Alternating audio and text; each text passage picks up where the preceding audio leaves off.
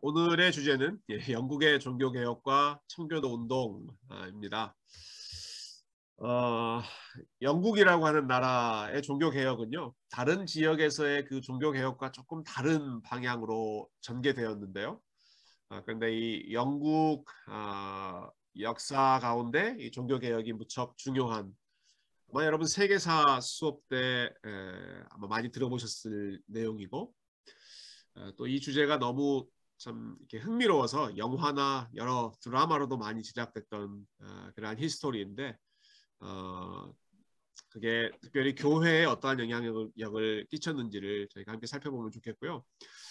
그리고 저희가 지난 시간에 칼빈 목사님 또 장로교회에 대해서 잠깐 보았습니다만은, 이제 신학적인 면에서는 이제 요한 칼빈 목사님의 그 영향력이 오늘날 그 개혁주의 신학에 무척 많이 영향을 끼쳤습니다만은, 좀 프랙티컬한 부분에 있어서 특별히 한국 교회와 미국 교회에 있어서는 이 영국에서 진행됐던 종교개혁 그리고 그 열매들이 소위 특별히 이제 청교도 운동이라고 하는 이 히스토리가 저에게 무척 이제 실제적인 연결점이 많이 있습니다. 그래서 그 내용들을 잠깐이지만 저희가 함께 살펴보도록 하죠. 유럽의 지도입니다. 여러분 유럽의 상황을 잘 아시죠? 유럽의 지도 중에 이제 유럽의 여러 나라들 중에 아주 독특한 위치를 차지하고 있는 나라가 영국이잖아요. 그러니까 다른 유럽의 나라들은 다 대륙입니다. 뭐 스페인, 프랑스, 독일, 그리고 뭐 노르웨이, 스웨덴 같은 경우도 이렇게 섬나라처럼 보이지만 사실 이 옆으로 해가지고 다 연결되어 있는 대륙이거든요. 유독 이제 영국만 떨어져 있는 섬나라죠. 영국만 떨어져 있어서 이 흑해가 아니군요. 북해죠, 북해. 요 그 바다를 사이로 영국은 따로 분리되어 있는 나라이기 때문에 여러 가지 면에서 좀 독립적인 그러한 역사들이 많이 진행됐는데요. 이 종교 개혁이 특히 그렇습니다. 루터가 활동했던 이 독일에서의 종교 개혁, 또 프랑스의 종교 개혁, 혹은 이탈리아에서 있었던 그런 종교 개혁들과는 좀 다른 방향에서 영국에서는 종교 개혁이 진행됐는데, 특히 어떤 부분에서 그랬는지를 살펴보죠. 종교 개혁은 이제 센츄리로 말한다면 16세기고 연도로 말한다면 뭐 1500년대에 일어났던 일인데요. 사실 그보다 100년 전부터 사실 종교 개혁의 선구자라고 할 수 있는 사람들이 나타났습니다. 유럽에도 대륙에도 나타났지만 특별히 영국에도 나타났는데, 그 중에 대표적인 사람이 이제 존 위클리프라고 하는 사람이었습니다. 이 사람을 종교 개혁의 샛별 모닝스타라고 부르는데요. 존 위클리프가 한 중요한 일은 성경을 영어로 번역한 사람이었습니다. 영어로 번역한 사람 중에 아마 거의 가장 최초의 사람 중에 한 명인 것 같아요. 그래서 이 사람이 성경을 번역한 것이 무척 획기적인 일이었기 때문에 지금도 전 세계에 자기 언어로 성경을 번역하는 선교회 이름을 위클리프 바이블 트랜슬레이션, 위클리프 성경 번역 선교회라고 지금도 부르고 있죠. 저희 교회에서 여러 차례 강의하셨던 정민영 선교사님도 이 위클리프 성경 번역 선교회 소속이셨고요. 자, 이렇게 위클리프 같은 사람이 성경도 번역하고 하긴 했지만 이제 개혁의 목소리를 부르짖었지만 그 시대에는 그렇게 큰 영향력을 끼치지 못했습니다. 한 100년 정도 지났을 때 또 다른 사람이 성경을 번역합니다. 윌리엄 틴데일이라고 하는 사람인데요. 이 사람의 영향력은 좀 더 큽니다. 틴데일 바이블은 지금도 많이 사람들에게 기억되고 있고요. 틴데일이 이런 비전을 가졌어요. 하나님께서 나의 생명을 연장해 주신다면 들판에서 쟁기질을 하는 소년이라 하더라도 교황보다 더 성경을 잘 알도록 하는 일에 내 삶을 바치겠다. 굉장히 이거 야심찬 비전이지 않습니까? 들판에 이 쟁기질을 하는 농사 일을 하는 소년이 교황보다 더 성경을 잘 알도록 하는 일에 내 삶을 바치겠다. 어떻게 하겠다는 걸까요? 그 소년이라도 성경을 읽을 수 있도록 들을 수 있도록 하는 일을 통해서 이러한 비전을 이루겠다라고 하는 거죠. 1522년에 루터가 독일어 성경을 번역했습니다. 저희가 루터 이야기할 때 이 내용을 잠깐 언급했었죠. 틴데일이 이 루터의 독일어 성경 번역을 보고 깜짝 놀랍니다. 큰 도전을 받습니다. 그래서 본인도 자국어로 영어로 성경을 번역하겠다라고 결심을 합니다. 그래서 1525년에 틴데일이 번역한 신약 성경이 출판이 됩니다.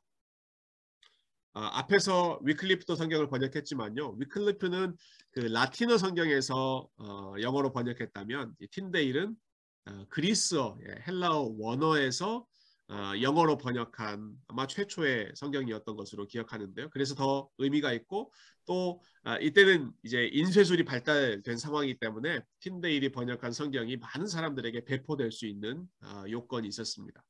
흥미로운 것은 틴데일이 이 영어 성경, 신약 성경을 자기 나라에서 출판하지 않고 독일에서 출판합니다. 1525년에. 왜 그랬을까요? 왜 자기 나라에서 출판을 안 하고 독일에서 출판했을까? 자기 나라에서는 출판을 못했기 때문에 그렇습니다. 영국에서는 이 영어로 된 성경을 번역하면 이게 큰 문제가 되기 때문에 처음에 틴데일이 그 영국의 대주교에게 내가 영어로 성경을 번역하고 싶다라고 하는 플랜을 이야기했는데요. 허락을 받지 못하고 그래서 틴데일이 독일로 내려가서 독일에서 아마 루터도 만났던 것 같고요. 이 비슷한 시기에 특별히 독일에서 출판했던 그 장소가 보름스라고 하는 지역인데 그 루터 영화에서 루터가 Here I stand 그 본인의 소신을 밝히는 아주 그 유명한 장면이 있죠. 그 지역 보름스에서 이 영어 성경이 출판됩니다. 그렇지만 이 일 때문에 틴데일은 화형에 처합니다. 참 안타까운 일이죠. 자기 언어로 성경을 번역했다는 일 때문에 틴데일이 이제 영국 당국자들의 그 추적을 받고 결국은 그 처형당하게 되는데요. 틴데일이 화형대에서 이런 기도를 하고 돌아가셨다고 그래요. Lord, open the King of England's eyes.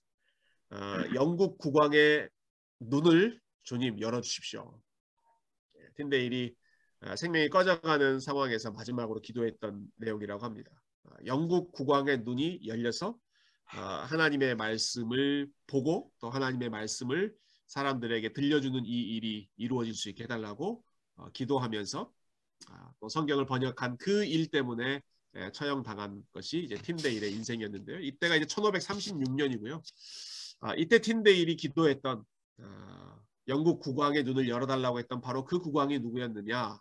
그 헨리 8세라고 하는 아주 유명한 왕이죠. 자, 이제 헨리 8세로부터 시작해서 아주 흥미로운 그 결혼 스토리를 좀 여러분들과 나누고 싶은데요. 영국의 종교 개혁은 특별히 이 헨리 8세의 결혼과 이혼 요 사건 때문에 일어났다고 많이들 이제 이야기하죠. 1530년에 헨리 8세가 더 이상 우리 영국 교회는 교황청의 지배하에 있지 않다. 우리 영국 교회는 영국이 주도적으로 이끌겠다 하고 교황청과 단절을 선언하는데 그 계기가 무엇이었는가? 헨리 8세의 그 결혼과 이혼 사건입니다. 이 사람이 아주 유명하죠. 뭐 여성 편력으로 유명한 그런 사람인데 총 6명의 아내가 있었는데 그 스토리를 다 이야기하기는 너무 복잡할 것 같고요. 그 중에 처음 3명의 아내의 이야기들을 잠깐 보면 좋을 것 같습니다. 원래 헨리 8세의 첫 번째 아내는 캐더린이라고 하는 스페인의 공주였습니다. 캐더린 오브 스페인, 스페인의 공주와 이제 헨리 8세가 결혼했는데요. 원래 그리고 이 둘 사이에서 이제 메리라고 하는 딸이 태어납니다. 네. 근데 원래 이 스페인의 공주 캐더린은 헨리 8세의 형하고 결혼했었어요. 근데 형이 일찍 죽거든요. 결혼한 지 6개월 만에 형, 그 아더라고 하는 형이 죽으면서 이 헨리 8세가 자기 형수인 캐더린과 결혼을 하게 되죠. 헨리 8세는 아들을 무척 원했습니다. 그러니까 나라가 안정되려면 뭐 옛날 뭐 조선시대의 왕조들도 다 그랬지만 영국 국왕이 안정되려면 남자 후손이 있어야 한다 하는 그 생각이 확고했는데 둘 사이에서 이 메리 여자 딸이 태어났기 때문에 헨리 8세가 무척 실망을 많이 하죠.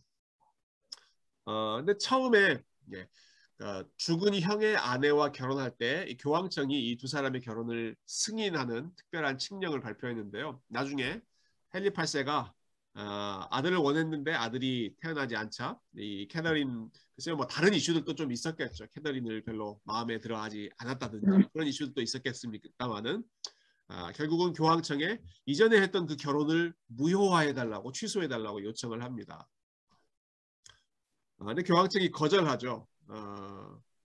거절한 이유는 뭐 여러 가지 있겠지만 특별히 두 개를 생각한데 본다면 교황청이 먼저 했던 인정했던 것을 뒤집어 버리는 결정을 하게 되면 그 교황청 자체의 그 권위가 떨어지기 때문에 그 말을 뒤집어 엎을 수 없는 그러한 상황도 있었고요. 또 이 캐더린이라고 하는 여인이 스페인의 공주였기 때문에 스페인은 아주 강력한 그 로마 카톨릭 국가잖아요. 교황청의 가장 든든한 후원자가 이 스페인이었습니다.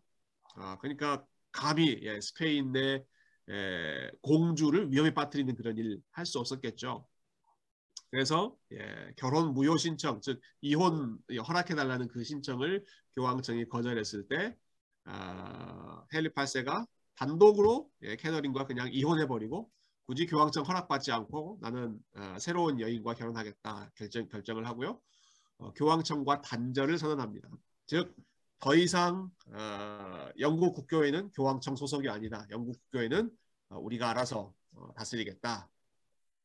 그래서 이제 영국 교회를 영국 국교회, Church of England라고 하는 새로운 이름으로 이제 출범을 시킵니다. 그 영국 국교회를 이제 한국에서는 성공회라고 이렇게 이제 번역을 하죠.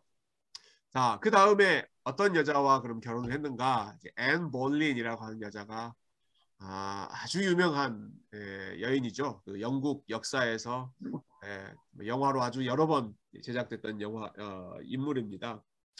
그 가장 최근에도 영화를 보면 그 한국말로 천일의 스캔들이라고 하는 말로 번역되어 있는 영화가 있어요. 영어 제목은 The Other Boleyn Girl이라고 하는 뜻인데요. 그 앤 볼린과 그 여동생이었던 메리 볼린, 이 뭐 두 사람의 관계, 또 헨리 8세와의 관계, 이런 것들 이제 아주 재밌게 만든 영화인데 혹시 영화 좋아하시는 분들은 뭐 영화 사이트에서 이런 거 다운로드 받아서 보실 수도 있을 것 같아요. 자, 이 헨리 8세와 앤 볼린이 이제 결혼을 하는데 헨리 8세가 첫째 아내와 이혼하게 된 계기가 무엇이었습니까? 아들을 낳지 못했다라고 하는 것 때문이었잖아요. 그래서 이 앤 볼린과 결혼할 때 아들을 간절히 원했습니다. 근데 앤 볼린이 딸을 낳습니다. 그 딸의 이름이 이제 엘리자베스 1세죠. 그러니까 헨리 8세가 간절히 기대했던 아들이 낯이 태어나지 못해서 역시 또 이 앤 볼린이 위험에 빠집니다. 그래서 딸을 낳고 그 다음에 또 아마 아들을 또 유산했고 임신했는데 한 두어 차례 이제 유산하는 그런 일들이 계속되죠. 그래서 이 앤 볼린에 대한 영화가 예전에는 천일의 앤이라고 하는 영화가 있었고요. 조금 전에는 최근에는 제가 방금 보여드린 그 천일의 스캔들이라고 하는 영화가 있었는데 결국 이 앤 볼린도 여러 그 사건에 이제 휘말리면서 왕비의 자리에서 폐위되고 그리고 사형에 처해집니다. 여러 가지 이제 또 사건들이 여기 연루되는데요. 그리고 나서 헨리 8세가 결혼한 여인이 이제 제인 세이모라고 하는 여인인데 이 여인과의 사이에서 드디어 아들이 태어납니다. 그 아들의 이름이 에드워드였습니다. 그리고 제인 세이모어가 또 일찍 죽는 바람에 그 다음에 또 네 번째, 다섯 번째, 마지막 여섯 번째 여인까지 이제 생기는데요. 그 내용은 뭐 우리 교회사에 그렇게 중요한 스토리는 아니니까. 근데 이 지금까지 봤던 이 세 번의 결혼은 중요합니다. 그 이후에 이제 영국의 역사 또 교회의 역사를 이해하는 데 중요한데요. 자, 헨리 8세의 종교 정책은요. 그 사람이 이제 교황청과 단절을 선언했다고 말씀드렸죠. 그렇게 하면서 수장령이라고 하는 명령을 내립니다. 이게 영국 국왕이 교회의 머리이다라고 하는 명령입니다. 이 수장이라고 하는 게 이제 머리수 그리고 그 대장장 이런 뜻이잖아요.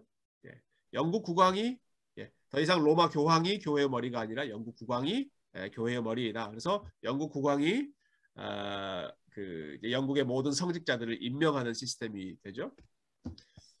그동안 수도원이 영국에 참 많이 있었는데 원래 수도원 재산은 다 이제 로마 교황청의 소속이었는데요. 그 수도원을 다 해체시켜버리고 그 땅을 다 귀족들에게 싼 값에 판매했습니다. 그러니까 이 귀족들이 영국 귀족들이 굉장히 싼 가격에 재산을 확보하게 된 것이죠. 그래서 나중에 이제 로마 카톨릭으로 되돌아가려고 하는 운동이 있을 때에도 귀족들이 거기에 동조하지 않았던 중요한 이유 중에 하나가 본인들에게 이 수도원이라고 하는 엄청난 땅 재산적인 그 이익이 생겼기 때문에 이전으로 돌아가지 않으려고 하는 그런 배경 히스토리도 있었습니다. 그리고 이제 토마스 크랜머라고 하는 이제 개혁주의 신학의 호의적인 사람을 이제 캔터베리 대주교로 임명하고 이 사람이 그 이후에 모든 이제 개신교로 돌아가는 개신교 교회가 정착되는 일을 이제 시작했죠. 그리고 1538년에 토마스 크랜머의 그 영향력 하에서 영국 교회 안에서 영어로 성경을 읽고 또 성경을 번역하는 일을 허용합니다. 아까 앞에 봤던 윌리엄 틴데일이 1536년에 화영당했거든요. 그때 화영장에서 기도했던 그 기도의 제목이 2년 후에 헨리 8세가 이러한 일들을 허용함으로써 응답이 되는 것이죠. 자, 근데 헨리 8세가 이제 죽게 됩니다. 죽은 다음에 보니까 그 밑에 후계자로 될 수 있는 사람들이 3명 있었습니다. 첫 번째 아내에게서 메리, 두 번째 아내에게서 엘리자베스, 세 번째 아내에게서 에드워드. 이 세 아이들이 있었잖아요. 자, 이 세 사람 중에 누가 그 다음에 이제 왕위를 승계하겠습니까? 아들이 승계했겠죠. 그래서 에드워드 6세 이 사람이 헨리 8세의 후임자가 돼서 그 다음 왕이 되는데요. 이 에드워드가 왕위에 올랐을 때 사실 영국에는 개혁주의 신앙이 가장 많이 확산이 됐습니다. 처음에 아버지 때 임명받았던 이 토마스 크랜머가 아주 열심히 이 개혁주의 신앙을 확산시켰는데요. 이때 일어났던 여러 가지 변화들은 이제 성직자들이 결혼을 하게 되고요.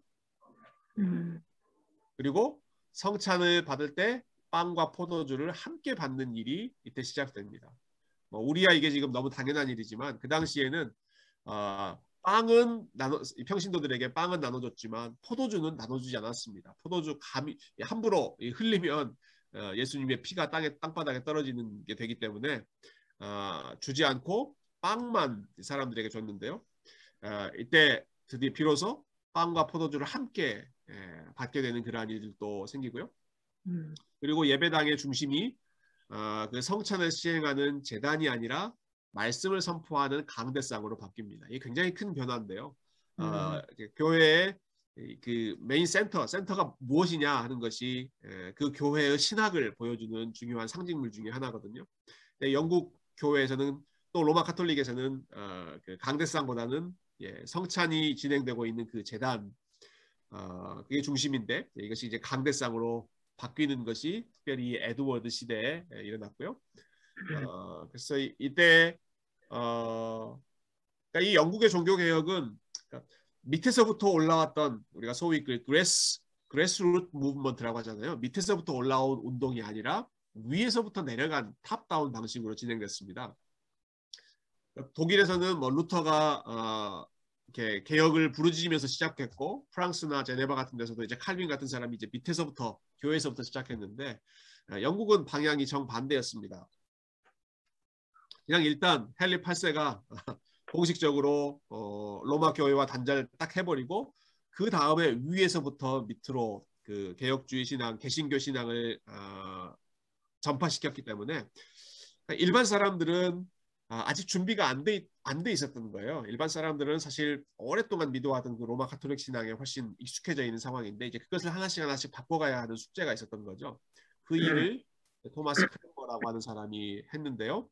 그 일을 위해서 이제 기도문을 책으로 만들어서 계속해서 복음 중심적인 기도를 하게 하고 또 이 북 오브 호밀리라고 하는 것은 설교집입니다. 설교집. 그러니까 이때 그 영국의 성직자들이 아직 개신교 신앙으로 충분히 교육을 받지 못한 상황이기 때문에 토마스 크랜머라든지 이제 개혁주의 신학을 잘 아는 사람들이 설교문을 썼습니다. 그러니까 52주 동안 설교할 수 있는 그런 설교문을 써서 각 교회로 내려보내고 그래서 그 각 교회에서 그 교회를 담당하고 있는 목회자들이 그 설교문을 읽는 것으로 주일 예배가 진행되는 거죠.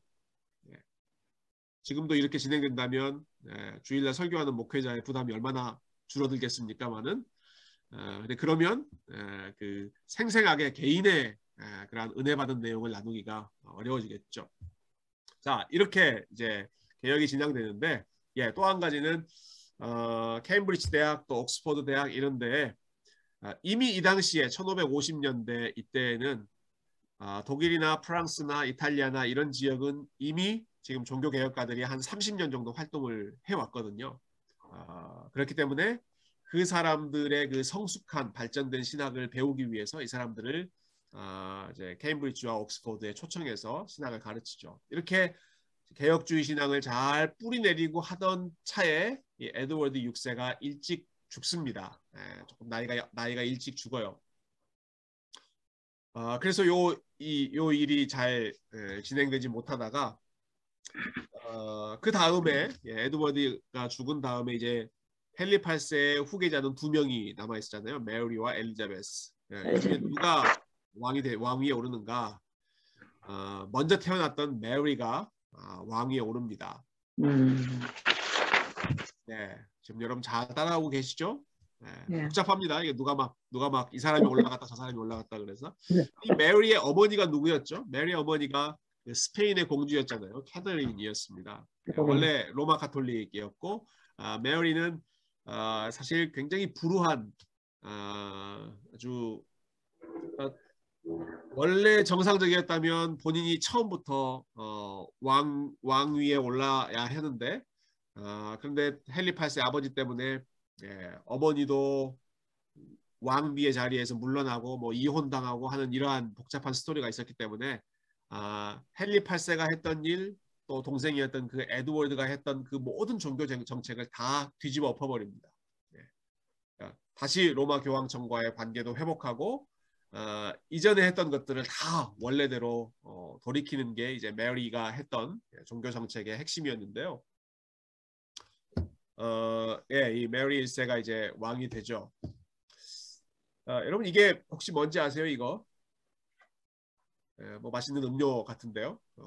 그 칵테일 혹시 좋아하시는 분 계실지 모르겠습니다. 칵테일 바에 가면 이 칵테일을 블러디 메리라고 합니다. 여러분 혹시 글쎄요, 제가 이런 제안을 하면 안 되겠네요. 칵테일 바 가서 블러디 메리 주세요 하면 아마 이 음료수가 나올 텐데요. 왜 블러디 메리라고 했느냐? 이 메리 여왕이 무척 잔인한 정책을 많이 썼기 때문에 이 여인의 별명이 블러디 메리, 피의 여왕 메리다.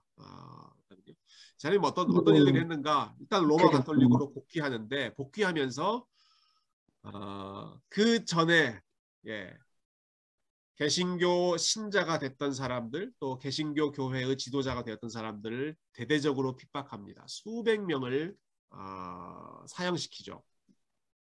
그래서 이 사람들이 핍박을 피해서 그 영국을 떠나서 유럽으로 망명을 합니다.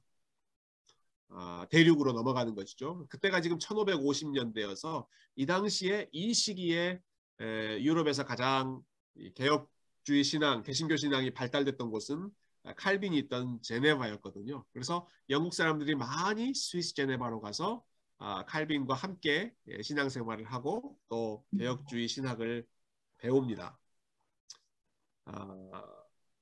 이때 이제 굉장히 많은 사람들이 순교를 하게 되는데요. 그래서 옥스퍼드 대학에 가면 이런 중앙에 그 순교자들의 탑이 있다고 해요. 마르터스 타워라고 해서 옥스퍼드 대학의 광장에 그때 이 자리에서 옥스퍼드에 특별히 그 개신교 신학자들이 많이 있었기 때문에 이 자리에서 그 화형당했던 사람들을 기념하는 탑이 있는데 그 당시에 화형당했던 사람 중에 한 사람이 휴 라티머라고 하는 지도자였는데요. 같이 화형을 당하는 다른 그 동료를 향해서 이렇게 말하고 돌아가셨다고 그래요. 리들리 형제여 담대하고 평안하게 우리가 죽음을 맞이합시다. 오늘 우리는 하나님의 은혜로 영국의 하나의 촛불을 밝히는 것이며 이 불은 결코 꺼지지 않을 것입니다. 그러니까 본인이 지금 불에 타서 지금 죽는 상황이잖아요. 그것을 우리가 지금 영국의 촛불을 밝히는 것이라고 생각하고 이 불이 앞으로 활활 타오르기를 기대하는 마음으로 우리 죽음을 맞이합시다. 믿음으로 담대함으로 격려하는 이런 사람들이 300명 이상 있었다 기록합니다.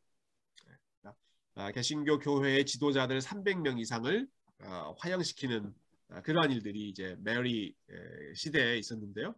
근데 메리도 오래 다스리지 못하고 6년 정도 통치하다가 병으로 죽습니다.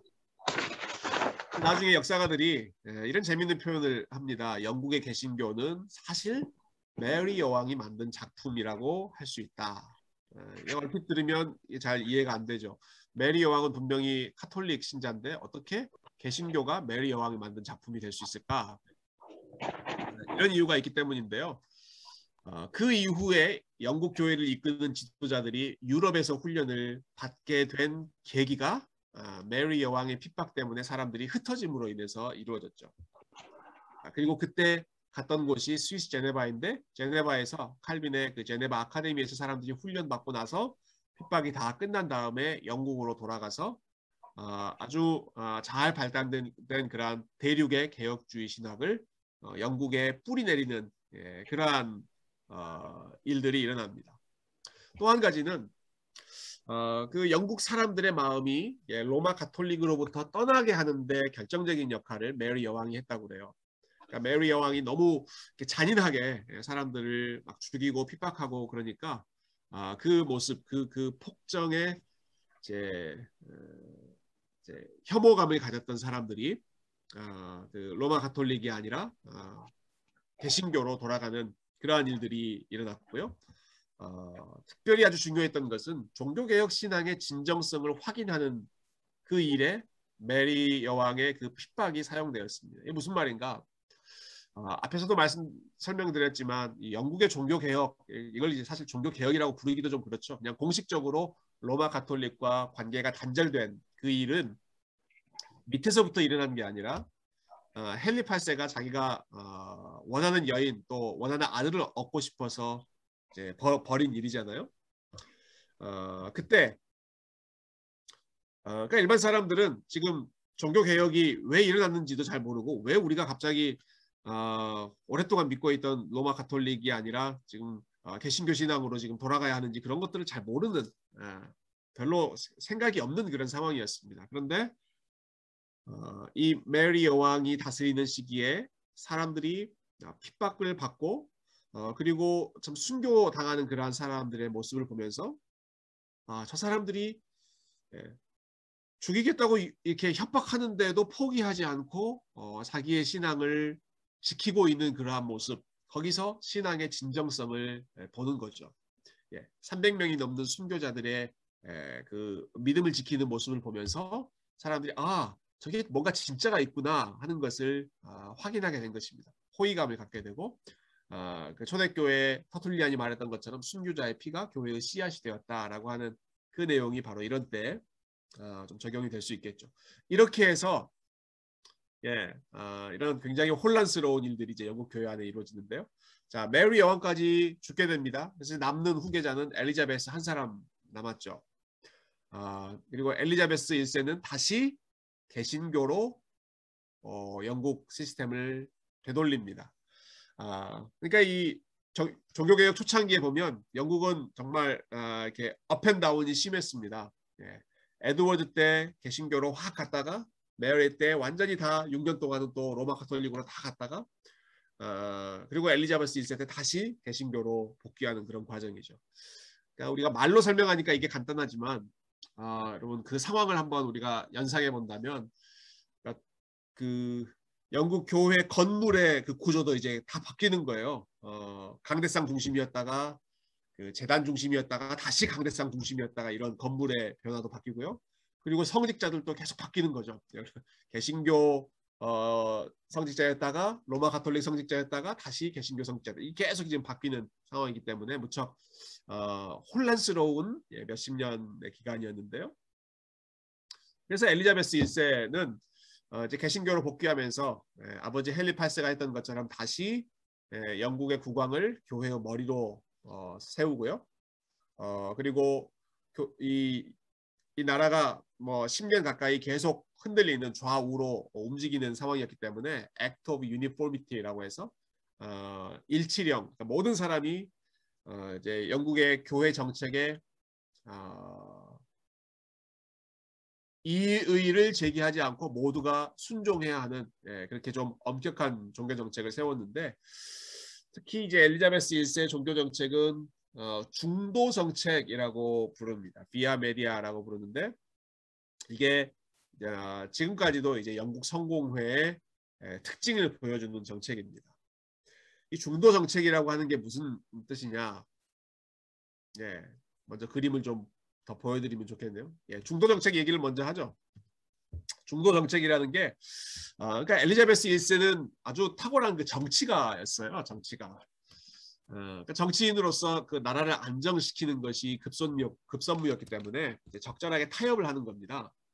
그래서 교리는 개신교의 교리를 가르치고, 그러나 그동안에 쭉 해왔던 종교 예배의 형식이나 혹은 교회를 운영하는 구조나 이런 것들은 로마 가톨릭을 그대로 유지하는, 그러니까 절반 섞는 것이 이 중도 정책이죠. 그래서 저는 이렇게 좀 설명드리고 싶은데요. 그러니까 헨리 8세 때 이제 종교 개혁, 우리 개신교의 입장에서 봤을 때는 이제 종교 개혁이 시작해서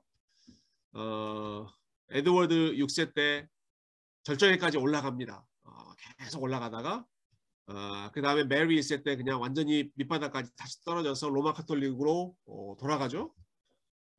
그리고 이제 다시 메리 1세가 죽은 다음에 엘리자베스 1세 때 올라가긴 하는데, 개신교가 올라가긴 하는데, 제가 요 사진을 구하느라고 고생을 많이 했습니다. 이 비슷한 사진을 구하느라고. 다 올라가지 않고 중간 정도 올라갑니다. 중간 정도. 중간 정도 올라갑니다. 그러니까 완전히 개혁된 교회라기보다는 로마 가톨릭과 개신교가 적절하게 짬뽕된 그런 교회. 그래서 이 시기에 이제 청교도주의라고 하는 게 등장합니다. 교리는 개신교인데 형식은 로마 가톨릭인 엘리자베스의 그 중도 정책, 종교적인 타협 안에 그 반발하는 사람들이 청교도들이었는데요. 예를 들면 그러니까 엘리자베스 시대의 교회는 이런 모습이었습니다. 무릎을 꿇고 성찬에 참여하는데 성직자들이 떡과 그 포도주를 다 직접 입에다 먹여주는, 그러니까 로마 카톨릭에서 하는 그러한 방식이었고요. 또 대부, 데모 이러한 제도도 또 있었고, 교회 조직은 여전히 위에서 이렇게 상명하복, 위에서 한 사람씩 위계 질서 하이라키로 운영하고, 또 성직자들은 이전에 입었던 그런 아주 화려한 복장을 입고, 모든 사람들이 똑같은 그 예식을 진행하도록 전체적인 것을 다 컨트롤하는, 그게 이제 로마 카톨릭처럼 엘리자베스 교회가 했던 거죠. 그래서 이 상황을 어떤 그 교회 역사가가 무척 재밌게 표현했는데, 저는 이게 귀에 쏙 들어오는 것 같아요. 이 당시에 영국의 교회를 보면 눈을 감고 들으면 개신교처럼 들리고 눈을 뜨고 보면 로마 가톨릭처럼 보였다. 안 보면 소리만 들으면 설교 내용 또 기도하는 내용 개신교처럼 들리는데, 귀를 닫고 눈을 뜨고 보기만 하면 앞에서 펼쳐지는 그러한 모든 그 예배 의식이나 또 교회 구조나 성직자의 옷이나 하는 것들이 다 로마 가톨릭처럼 보였다라는 거죠. 그래서 이런 부분들, 단순히 어떤 교리적인 측면만 정결하게 하는 것이 아니라 우리가 예배드리는 것도 성경적으로 다시 정결하게 하고, 또 교회에 운영되는 모든 부분들도 성경적인 방식으로 퓨리파이 하자, 정결하게 만들자 하는 마음으로 시작됐던 운동이 청교도주의였습니다. 그러니까 오늘날 청교도들에 대한 어떤 편견이라고 할까요? 기본적인 어떤 개념은, 고정관념은 청교도들은 무척 고리타분하고 이렇게 삶을 재미없게 살고 모든 일에 대해서 아주 율법적으로 엄격하게 하는 그러한 사람들, 그러니까 굉장히 도덕적인 부분에서 그 엄격한 사람들을 이제 청교도라고 많이 부르는데, 역사적인 배경을 우리가 살펴본다면 청교도들은 성경적으로 예배를 개혁하고 성경적으로 교회의 프랙티스, 운영되는 모든 방식을 철저하게 개혁하는 것을 추구했던 사람들이 청교도들이라고 보면 좋겠습니다. 어떤 부분에서 청교도들과 엘리자베스 1세 교회와 논쟁이 있었는가? 한 3가지 정도 논쟁을 보면 여러분이 좀 이해하실 수 있을 것 같아요. 처음에는 성직자들의 복장 논쟁이 있었습니다. 그러니까 성직자들이 지금 이제 영국 교회는 개신교로 바뀌었는데 여전히 입고 있는 복장이나 이런 것들은 로마 가톨릭의 복장을 그대로 입고 있었다는 거죠. 아니 뭐 복장이 그렇게 중요한가? 사실 복장이 사람들에게 피부에 와닿는 그 예배 때마다 보는 거기 때문에 굉장히 이게 눈에 두드러지잖아요. 그러니까 사실 이 논쟁은 지금도 이제 진행되고 있는 부분이 있습니다. 그러니까 예를 들어 이 목회자들이 설교할 때 또 예배를 인도할 때 이제 성직자들 가운을 입는 교회들도 있고 저 같은 경우는 이제 그냥 평상시 양복을 입고 올라가잖아요.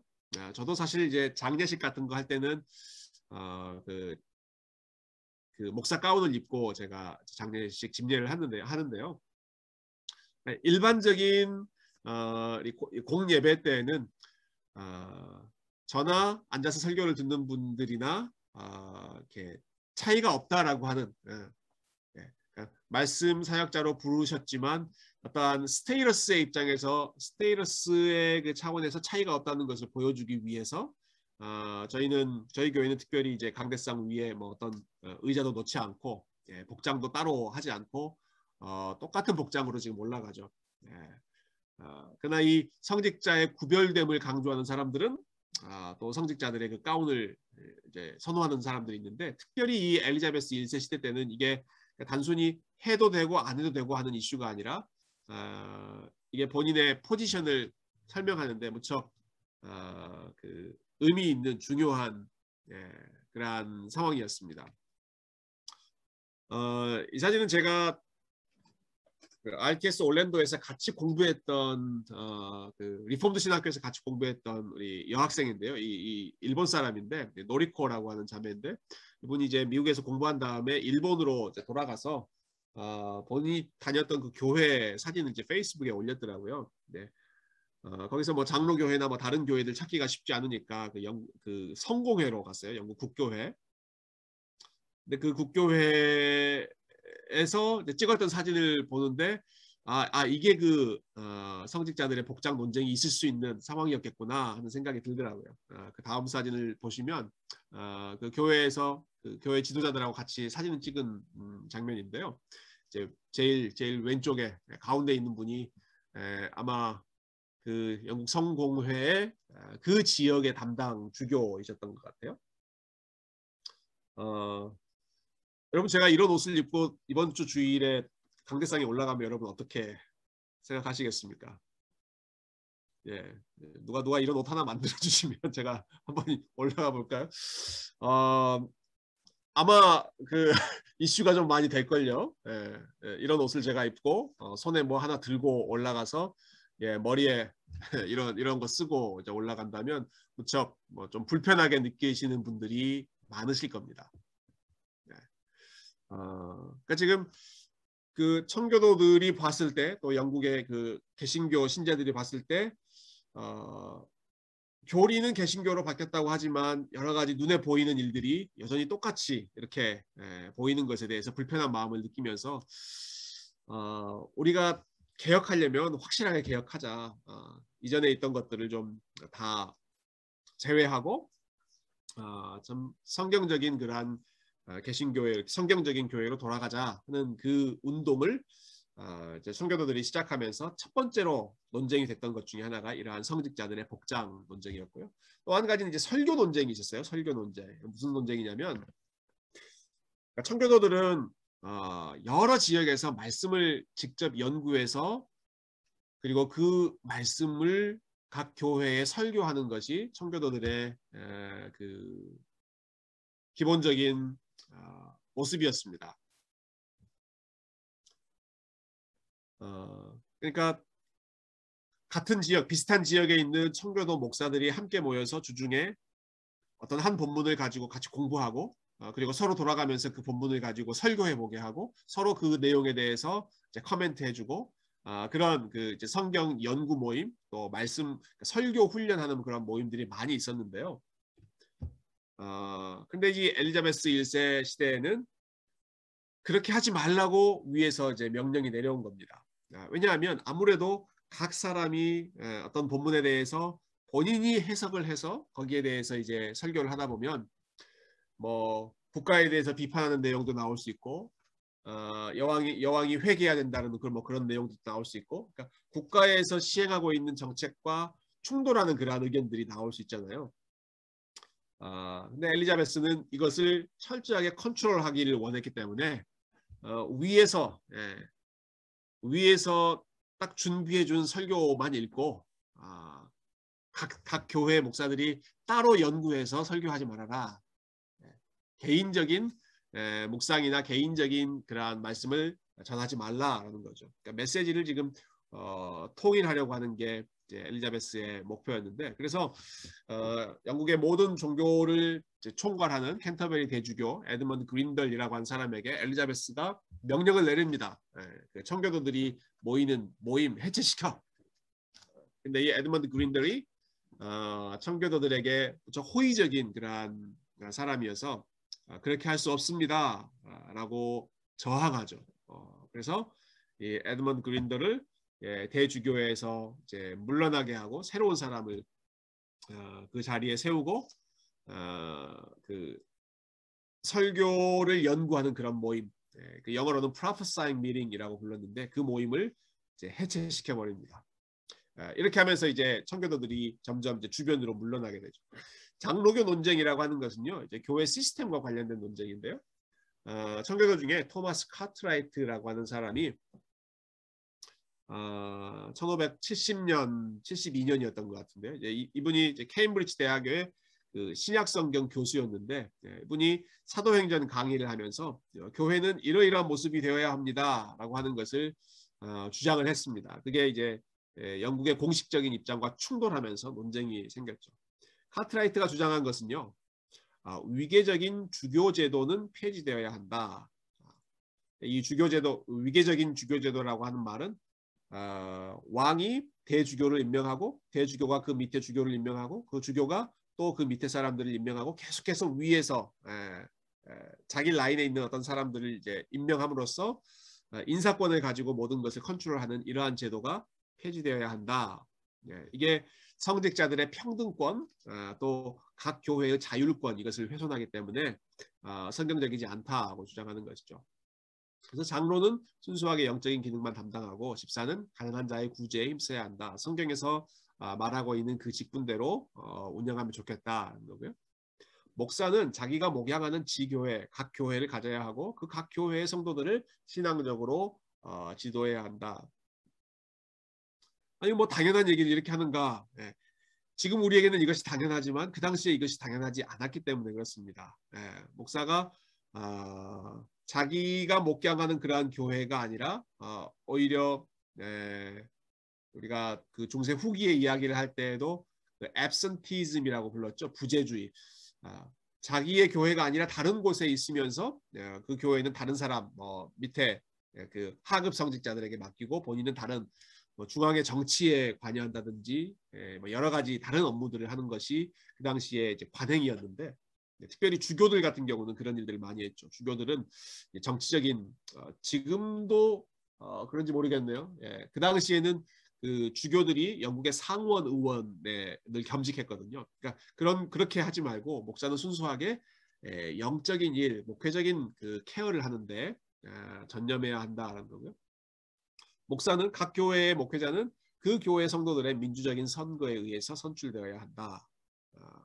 뭐 우리 교회 지금 하고 있는 방식이지만 그 당시에는 이렇게 되지 않았던 것이죠. 위에서 딱 명령하면 사람들이 내려가는 거니까요. 그리고 교회 정치의 실질적인 책임을 목사와 장로회에 주어야 한다. 이 마지막 주장은 그러니까 국가가 여기에 관여하면 안 된다 하는 것을 주장했던 것이죠. 그러니까 교회의 자율권을 이제 강조했던 것이 토마스 카트라이트입니다.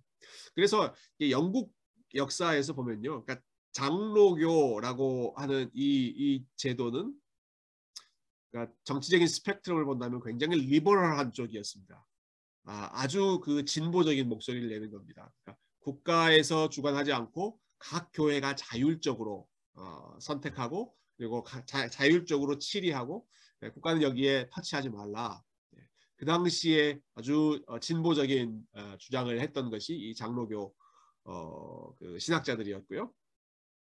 그러나 이러한 모든 주장들이 박살납니다. 엘리자베스 1세 그 아주 강력한 통치하에서 청교도들의 설교 모임도 해체되고 이렇게 장로교주의를 주장했던 토마스 카트라이트 같은 사람도 케임브리지 대학교 교수 자리에서 이제 박탈당하고 사람들이 다 이제 주변으로 밀려나죠. 1580년대 이후에는 청교도에 대한 이제 억압이 점점 증가돼서 청교도들이 영국 교회 안에서 마이너리티로 그리고 본인들의 목소리를 본격적으로 낼 수 없는 그런 상황이 됩니다. 그래서 이때가 되면 이제 청교도들이 전략을 좀 바꾸는데요. 그 전에는 이제 엘리자베스 여왕과 논쟁하면서 어떻게든 엘리자베스 여왕을 설득해서 자기 쪽으로 이제 바꾸려고 했는데 그게 안 된다는 사실을 깨닫고 여왕의 마음이 아니라 사람들의 마음을 얻어야겠다. 이게 이제 새로운 전략이 되죠. 어떻게 사람들의 마음을 얻는가? 자발적으로 사람들에게 성경을 가르침으로써 이제 그들의 그 신앙을 이제 성경적으로 바꾸는 운동을 추구하는데요. 그러니까 교회, 공식적인 교회는 엘리자베스 여왕의 그 종교 정책이 영향을 미치고 있기 때문에 새로운 그 강의, 우리가 이번 금요일에 하는 것처럼 세미나 이러한 그 당시에는 렉처십이라고 불렀는데요.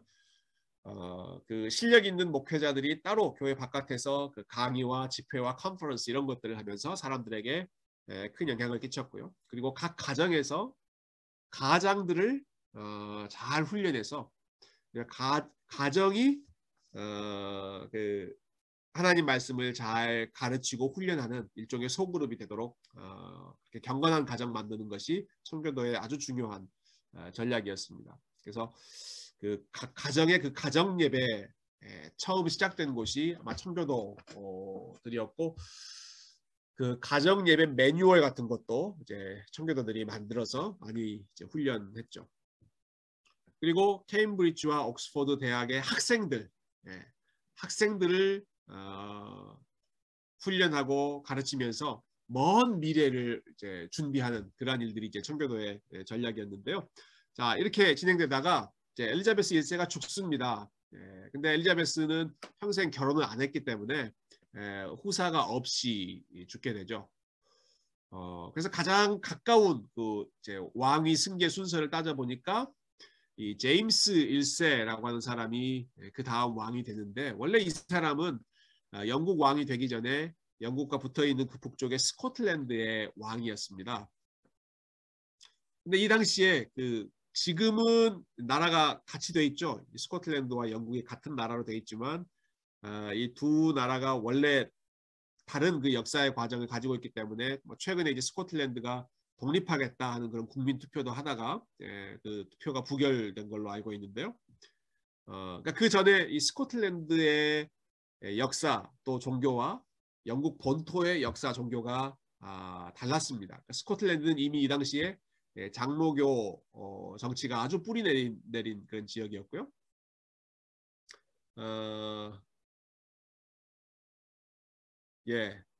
이 스코틀랜드에서 종교개혁을 이끌었던 사람이 존 낙스라고 하는 사람인데 존 낙스가 그 존 칼빈이 있던 그 제네바에서 훈련을 받고 스코틀랜드에 가서 종교개혁을 이끌었기 때문에 아주 그 개혁주의 신앙을 잘 세웠던 그런 지역이었거든요. 그 지역에 있던 왕이 이제 영국의 왕까지 되는 겁니다. 지금 상황이. 그래서 청교도들은 무척 기대감이 컸습니다. 제임스 1세가 스코틀랜드 교회에서 훈련받은 사람이기 때문에 오면 우리 청교도들의 입장을 많이 받아들여 줄 것이다 하는 기대감을 가지고 이 사람이 취임하자마자 1000명의 청교도들이 이 사람에게 이러이러한 요구를 합니다. 밀레너리 페티션이라고 부르는데 1000명의 사람들이 이제 요청을 하는 거죠. 이런 면에서 좀 개혁을 더 해주십시오. 이런 것도 바꿔주십시오. 이런 것도 바꿔주십시오. 그러니까 본인들의 요구를 이제 전달하는 것이죠. 근데 청교도들의 요구를 이 사람이 다 거부합니다. 뭐 여기에 대해서 이제 여러 가지 이야기를 할 수 있겠지만 일단 그래서 청교도들이 요청한 것 중에 다 거부하고 딱 한 가지만 허락했는데 그게 좋은 영어 성경을 번역해 주십시오라고 하는 그러한 요청은 이제 수락을 하거든요. 그래서 그때 이제 번역된 성경이 킹 제임스 버전 바이블이죠. 킹 제임스 왕의 주도하에 성경 번역이 이루어진 그 성경이 오늘날도 아마 미국 사람들 또 영어권에서는 가장 많은 사람들이 읽고 있는 좀 권위적이라고 생각하는 성경인데요. 그래서 이제 어떤 교단 같은 경우는 이제 어떤 분파에서는 이제 킹 제임스 버전만 진짜 성경이다 이렇게 좀 극단적으로 주장하는 입장이 있어요. 그렇지 않습니다. 킹 제임스 버전도 좋은 성경 번역이긴 하지만 역시 번역의 한계를 가지고 있기 때문에 그것만 절대적으로 주장하는 것은 옳지 않죠. 혹시 여러분이 여기 어디선가 이런 내용들을 들으시면 흔들리지 마시고요. 그냥 하나의 우리 한글 성경처럼 킹 제임스 버전도 번역 성경으로서의 역할만 한다는 것을 아시면 좋겠습니다. 자, 이런 상황에서 청교도들이 이제 갈등을 합니다. 그러니까 엘리자베스 1세 때 꾹 참았어요. 참으면서 우리 좋은 때가 오겠지 하면서 열심히 사람들을 한 사람 한 사람 이제 훈련하는 것으로 이제 마음을 먹었는데 스코틀랜드에서 훈련받았던 제임스 1세가 왕이 된다라고 했을 때는 기대감이 커지는 거죠. 저 사람들이 오면 우리의 요구를 받아주고 아직 미흡했던 이 영국 교회의 종교 개혁을 완성하는 데 기여해 줄 것이다 하는 기대감이 있었는데 오자마자 청교도들의 요구를 다 거부하니까 갈등하게 된 겁니다. 우리가 계속 영국에 남아있을 것인가? 아니면 영국을 떠나서 신앙의 자유를 위해서 또 다른 움직임을 할 것인가? 요 시기가 요 킹 제임스 시대인데요. 그래서 이 시기에 더 이상 우리가 영국에 남아 있을 수 없다. 이제 킹 제임스 왕에게 실망한 사람들이 영국을 떠나서 네덜란드에서 먼저 새로운 교회를 개척하려고 했고, 그리고 네덜란드에서도 잘 안 되니까 이 사람들이 미국으로 이제 신대륙 이민을 시작하게 됩니다. 그게 1620년에 이 사진을 보시면 이게 작년에 나왔던 그 우표 기념 우표입니다. 1620년 그 미국 우체국에서 만든 우표인데요. 1620년이 메이플라워호가 그 유럽을 떠나서 미국에 처음 도착했던 그 해이기 때문에 작년이 400주년이어서 그 기념 우표를 이제 만들었죠. 1620년에 영국 사람들이 이미 그 영국을 떠나서 네덜란드에 있었던 사람들이 거기서도 이제 위험을 느껴서 우리는 미국으로 가겠다. 신대륙으로 이제 출발하게 된 거죠. 신대륙으로 건너온 이유들이 여러 가지 이유들이 있지만 그 중에서 가장 중요한 이유 중에 하나가 신앙적인 이유였는데요. 특별히 자녀들의 신앙에 대해서 걱정이 많았습니다. 그 당시에 어떤 동기로 왔고 또 그 미국에 왔을 때 상황이 어땠는지를 잘 보여주는 자료가 윌리엄 브래드포드라고 하는 분이 쓴 플리머스 플랜테이션이라고 하는 책인데요. 거기 보면 이런 그 내용들이 나옵니다. 사람들이 신대륙 이주를 결심하게 된 여러 이유 중에 세 번째 이유는 그들의 사랑스러운 자녀들 때문이었다. 부모들을 슬프게 만들었던 것은 많은 자녀들이 네덜란드에서 젊음의 방탕함 속으로 빠져들어갔고 그 지역의 다양한 유혹, 화려하고 위험한 방향으로 향해 가고 있다는 사실이었다. 그들은 자녀들이 타락하고 부패할 것을 심각하게 걱정했다. 처음에 영국에서 네덜란드로 이주한 것도 신앙의 자유 때문에 이주했고, 근데 막상 네덜란드에 갔는데 거기도 그렇게 오히려 영국보다 더 위험한, 특별히 이 당시에 네덜란드는 유럽에서 가장 잘 나가는 나라였거든요.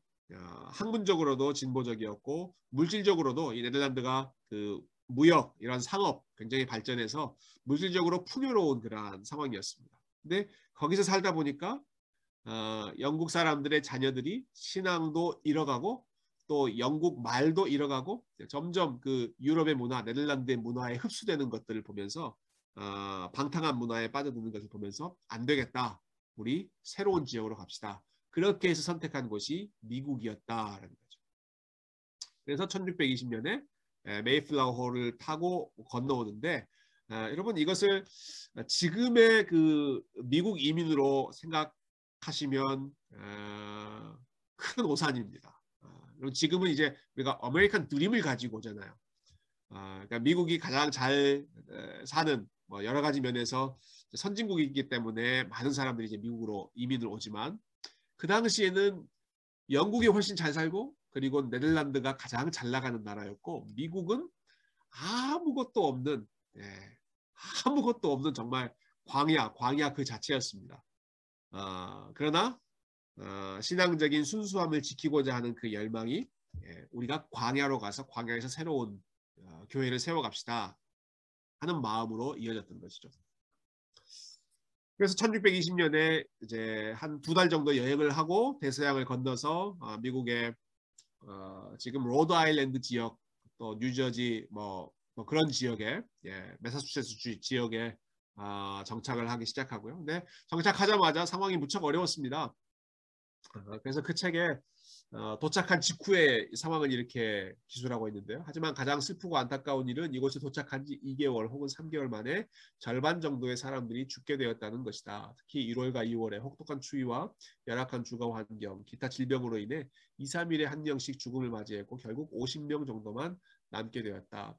처음에 104명 정도가 메이플라워호를 타고 갔는데요. 그중에 50명 정도만 남고 절반이 2, 3개월 안에 다 죽게 됐습니다. 그러니까 무척 아주 참 열악하게 시작했죠.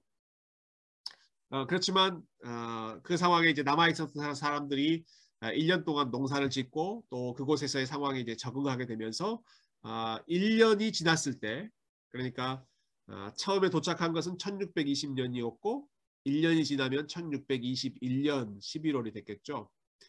그해 땡스기빙 그게 첫 번째 땡스기빙입니다. 1621년 11월에 First Thanksgiving.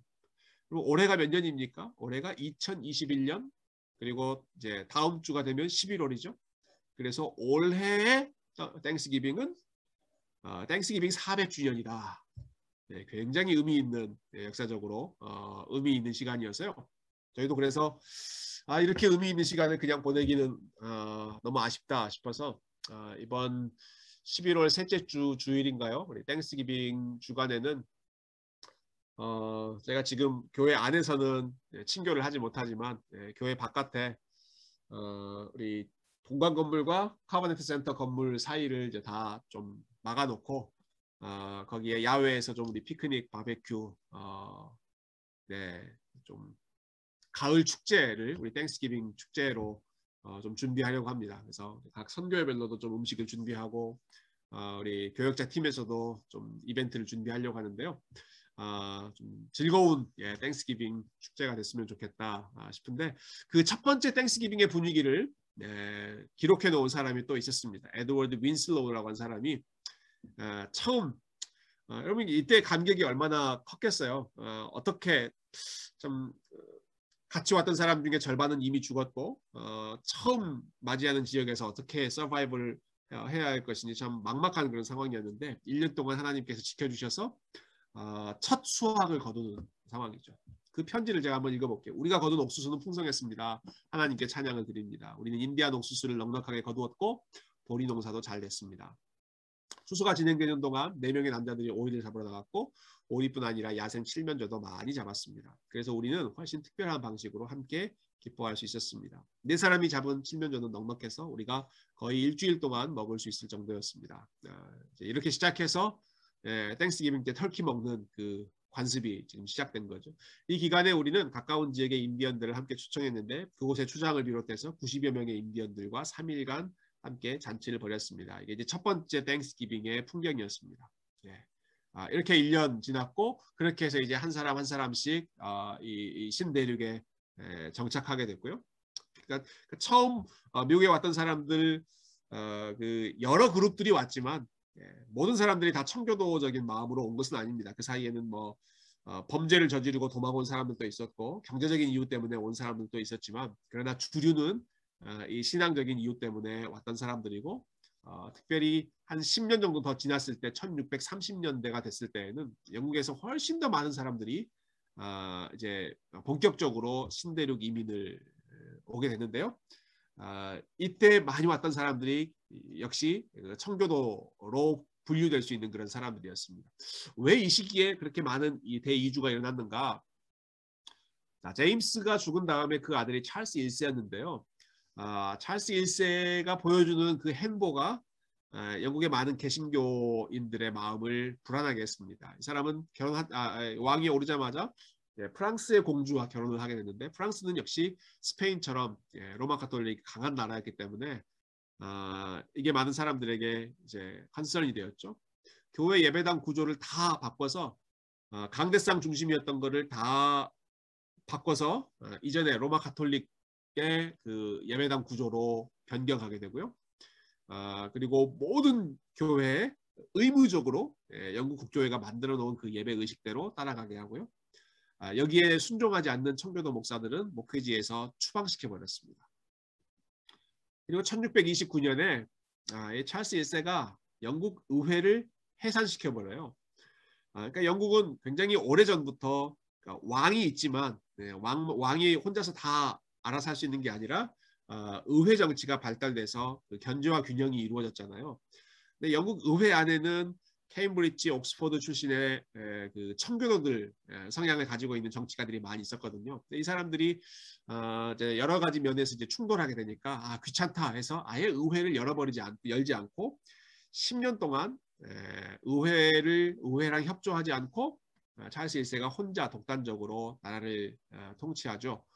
그러니까 이러한 그 분위기 속에서 1629년에 의회가 해산된 이후에 1630년부터 본격적으로 청교도들의 이주가 시작됩니다. 그 중에 아주 대표적인 사람이 이제 존 윈트롭이라고 하는 사람인데요. 이 사람이 많은 사람들하고 같이 이제 건너오면서 그 대서양을 건너면서 그 배 위에서 했던 연설이 아주 유명한 연설이죠. 제가 그 부분 잠깐 읽어볼게요. 우리는 스스로 그리스도의 시체라고 부르는 동료입니다. 비록 우리가 이전에는 몇 마일씩 떨어진 곳에 살았고 아주 다른 곳에서 일했지만 이제는 스스로 이 사랑의 끈에 묶인 채로 사랑을 실천하며 살아야 합니다. 또한 우리는 공적인 배려가 모든 개인적인 관심보다 늘 우선하게 해야 합니다. 왜냐하면 공공의 영역이 파괴된 곳에서는 개인적인 영역이 유지될 수 없기 때문입니다. 이렇게 하는 목적은 우리의 삶을 개선하여 주님을 더 잘 섬기고 그리스도의 몸을 위로하며 성장시키기 위함입니다.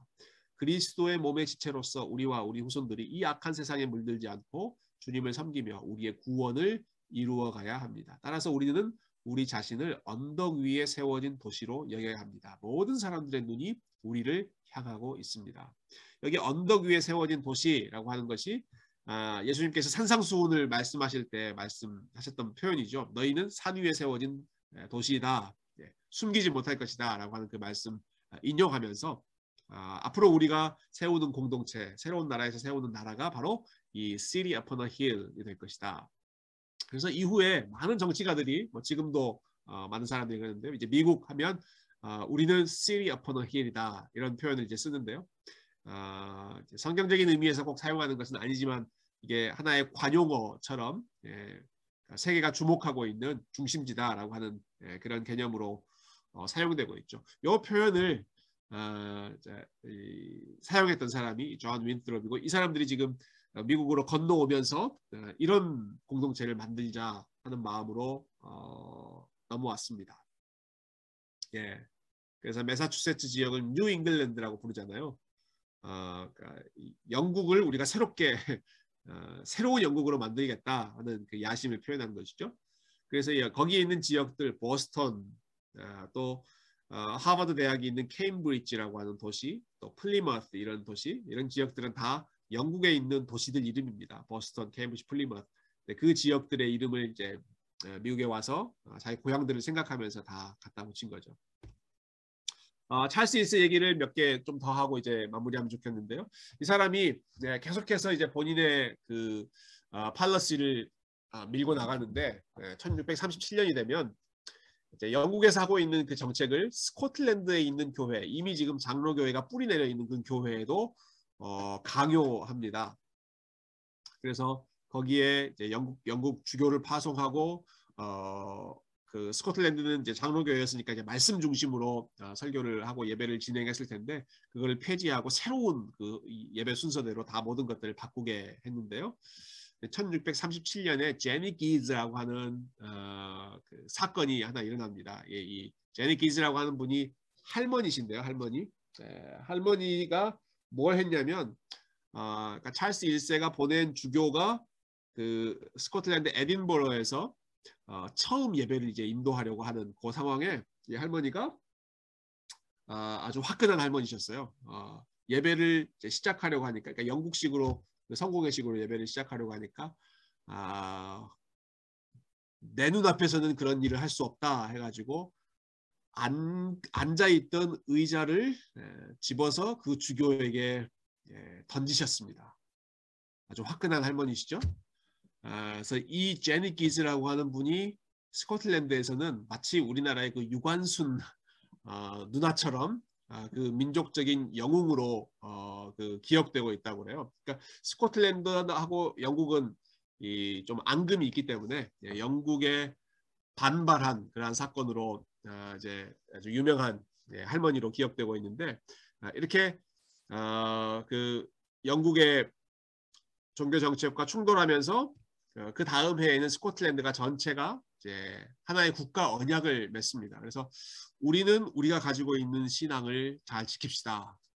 그리고 이 신앙에 대해서 방해하는 세력에 대해서는 우리가 단호하게 저항합시다. 그러면서 이제 스코틀랜드가 이런 국가 언약을 맺고요. 그 후에 처음에는 스코틀랜드와 영국 사이에 전쟁이 일어나고 그 다음에 1642년에는 영국 안에서 왕을 지지하는 사람들과 의회, 국회를 지지하는 사람들 사이에 전쟁이 일어나죠. 그래서 이 전쟁에서 결국은 의회파가 이기면서 찰스 1세가 그 처형당하는 그러한 이제 영국 역사에서는 가장 또 우울한 시기가 이 시기였는데요. 그런데 이렇게 이제 찰스 1세에 대해서 영국 의회가 승리했을 때 이 시기에 10년 동안 웨스트민스터 총회가 열립니다. 1643년부터 1652년까지. 그러니까 청교도가 처음으로 주도권을 잡았던 바로 이 시기에 웨스트민스터 총회가 열렸는데요. 이 총회의 모토는 종교개혁을 우리가 더 개혁하자.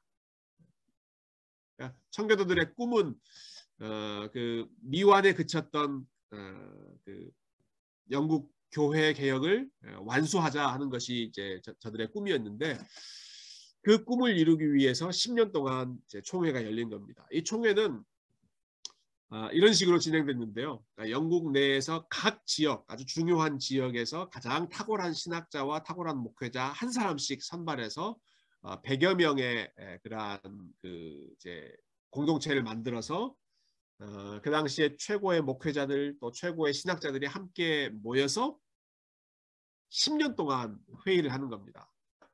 1643년부터 1652년까지 10년 동안 100여 명의 탁월한 총회 회원들이 그 총회 회의록을 보면 1300번이 넘는 회의를 통해서 여러 가지 결과물을 남겼습니다.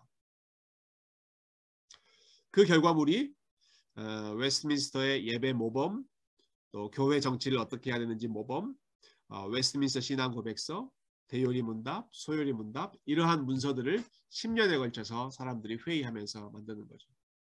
그러니까 우리가 지금 이제 PCA 장로교회 또 한국 보수적인 장로교회에서 고백하고 있는 웨스트민스터 신앙 고백서, 대요리 문답, 소요리 문답 그리고 교회 헌법에 대한 헌법 안에는 이제 교회 정치, 또 예배 모범 이런 내용들이 지금 들어가 있는데 그 모든 내용들의 기초가 이 웨스트민스터 총회에서 이제 만들어진 것을 발판으로 하고 있습니다. 그래서 이제 어떤 분들은 그런 이제 비판을 하시는 분들도 있어요.